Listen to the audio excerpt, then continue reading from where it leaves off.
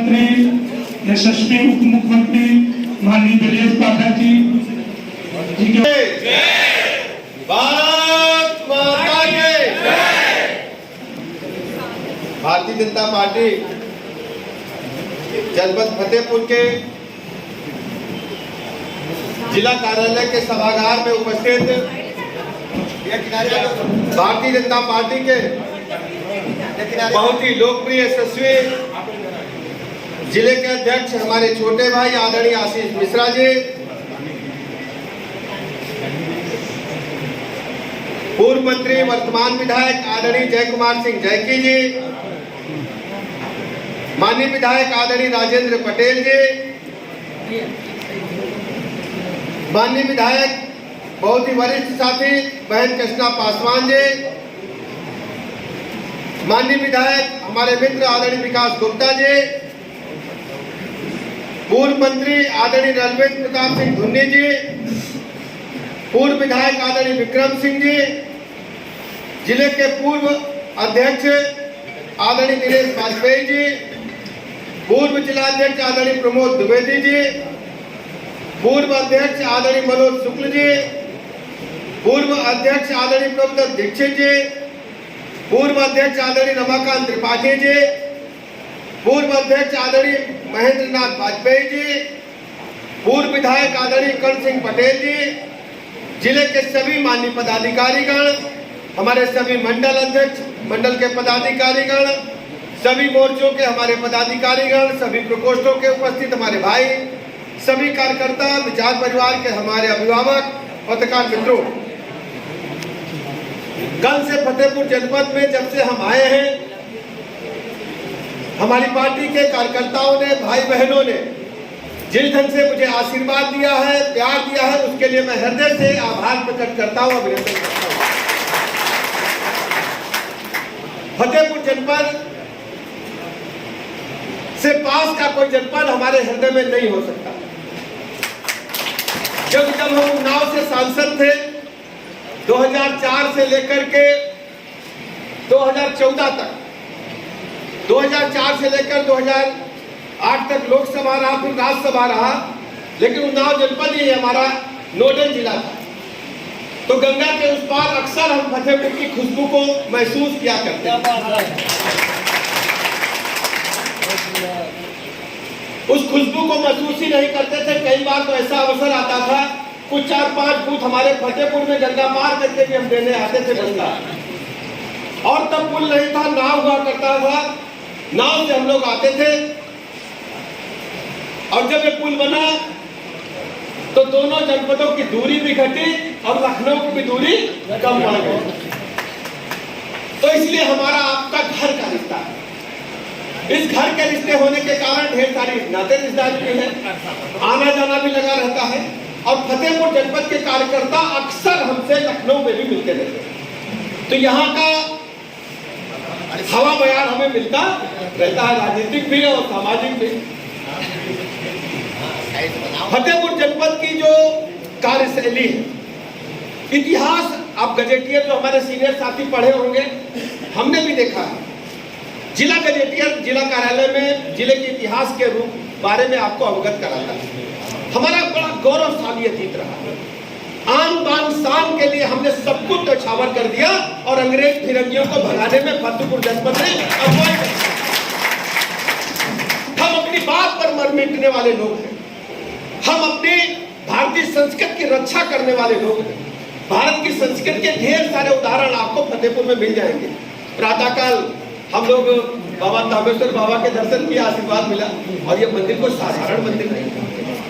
भले ही इसको दर्जा मैं कह सकता हूं कि बड़े मंदिरों जैसा प्राप्त न हो, लेकिन किसी भी मंदिर से, दुनिया के किसी भी मंदिर से कम नहीं। और जो सिद्धपीठ का आशीर्वाद लेकर गया और उसके मन की मनोकामना पूरी जरूर हुई। बाबा का आशीर्वाद सुबह मिला, तो हम सब भाग्यशाली है कि हमें फतेहपुर में काम करने का अवसर मिला। 2-4 बातें आपसे करूंगा। लोकसभा चुनाव की नगाड़ा बज चुका है, धूम भी बज चुकी है। 2014 से लेकर केंद्र में माननीय मोदी जी के नेतृत्व में सरकार चल रही है और 2017 से लेकर अभी तक उत्तर प्रदेश में आदरणीय योगी जी के नेतृत्व में सरकार चल रही है।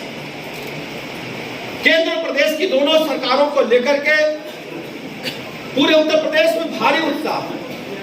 हम सभी जनपदों में जाकर स्थलीय निरीक्षण करते हैं, वहां के विभागीय कार्यों को देखते हैं, सभी विभागों के बारे में चर्चा करते हैं। लेकिन जब फतेहपुर जनपद आए तो जहां जहां मैं गया स्थलीय निरीक्षण के लिए, हमको मामला पूरी तरह से नंबर 1 पर नजर आया।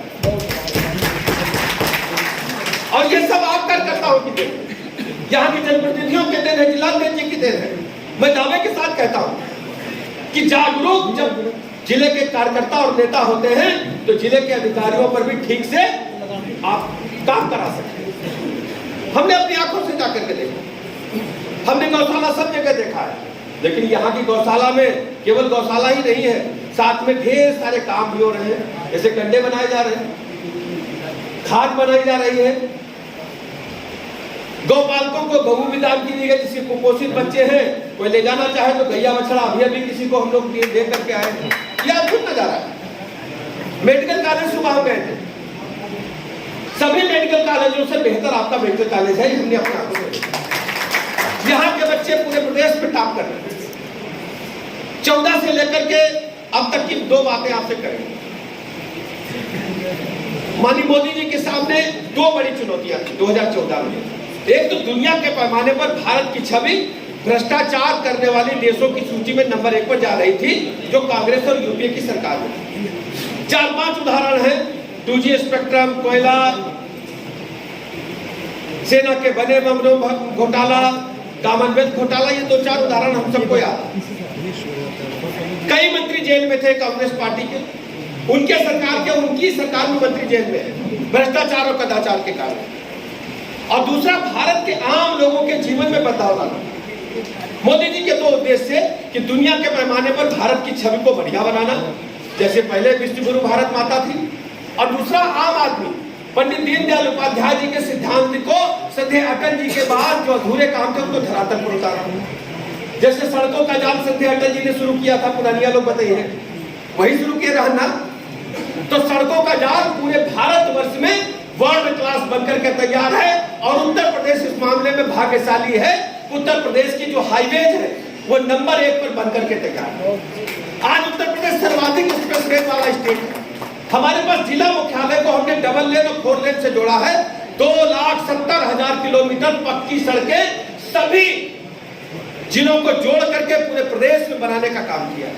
ये बिजली जो चल रही, हमें याद है जब 17 से पहले हमारी सरकार नहीं थी तो हमारे घर में फूफा जीजा आवे पूछे बत्ती दिन की है कि रात, याद करो, भले ही हम कुछ कहे, सब जनरेटर खरीदते थे और इन्वर्टर खरीदते थे और मट्टी तेल का भी जुगाड़ करके रखते थे, यार फायदे में कहीं फेल होगा तो कम से दिया हुआ जल जाएगा। आज हमें लगता नहीं किसी घर में मिट्टी तेल का डब्बा बचा होगा। लगातार 75 के 75 जिलों को बिजली देने का काम हमारी सरकार ने किया। पहले वीआईपी जिले कौन से थे? इटावा, मैनपुरी और रामपुर। अब हालत बदल चुके हैं। 5 चीजें महत्वपूर्ण होती है जनता की: पानी, बिजली, सड़क, स्कूल, अस्पताल। जल जीवन मिशन कौन सोच सकता था? दुनिया की सबसे बड़ी योजना है कि भारत के 5 करोड़ परिवारों को हम टोटी से, नल से जल प्रदान करें। माननीय प्रधानमंत्री जी ने लागू की और वो योजना पूरे प्रदेश में चल रही है। 2024 तक हम घर घर नल से जल दे देंगे। अस्पतालों के बारे में आप सब जानते हैं, पहले 50% से अधिक डॉक्टर अस्पताल जेबे नहीं करते थे, सब सेटिंग बना घूमते थे। अब हमने हाजिरी सुनिश्चित की है और आज हमने तय कर लिया है, एक टिकिया भी बाहर से नहीं लिखी जाएगी, सभी दवाएं हमारे अस्पतालों में उपलब्ध है। यह हमने तय करा। स्थितियां बदल चुकी हैं। फतेहपुर हो चाहे कानपुर हो चाहे बुंदेलखंड का कोई जिला हो, गुंडे बदमाश माफिया ऐसे घूमते थे जैसे उनकी आत्मरक्षा के लिए लाइसेंस नहीं मिला है, उनको फौज का लाइसेंस मिला है। एक गाड़ी में 10 बंदूकें फतेहपुर में को सब जानते हैं, याद है ना आपको? आज कोई गुंडा बदमाश माफिया सड़क पर नहीं है, या तो वो जेल में है या प्रदेश छोड़ करके चला गया। भारत माता की जिन माफियाओं के चर्चा टेलीविजन पर आप देखते हैं, 100 मुकदमा हो गया लेकिन किसी में बहसें पूरी नहीं हुई। हमारी सरकार ने एक एक माफिया की कमर तोड़ करके रख दी है। आज वो व्हील चेयर पर रोते हुए प्राणों की भीख मांग रहे हैं। कोई प्लाट मकान दुकान चौराहे पर पड़ा हो, फतेहपुर के लोग जानते होंगे।